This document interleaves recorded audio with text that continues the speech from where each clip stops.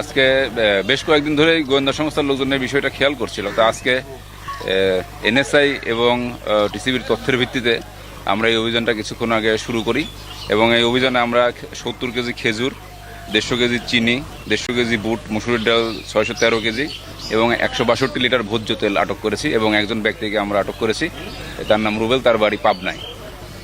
তা আমরা জানতে পেরেছি সে দীর্ঘদিন এই রমজান শুরু হওয়ার আগ থেকেই এই অনৈতিক কাজের সাথে জড়িত ছিল।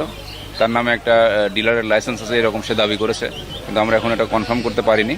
সে প্রায় প্রতিদিন এই ট্রাক সেলের নামে যে মালামালগুলো তুলে নিত এবং এই মালামালগুলো যাদের প্রাপ্য তাদেরকে না দিয়ে এখানে এনে জমাট করতো এবং পরবর্তীতে বিক্রি করত।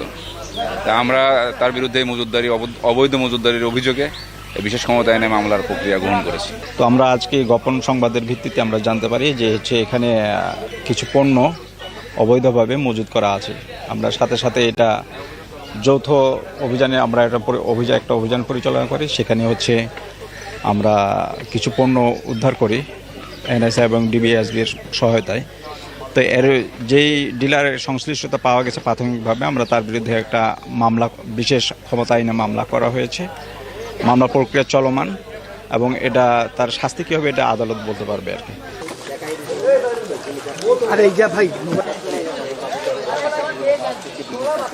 পরবর্তীতে তার বিরুদ্ধে আইনগত কি ব্যবস্থা নেয় আমরা সেটা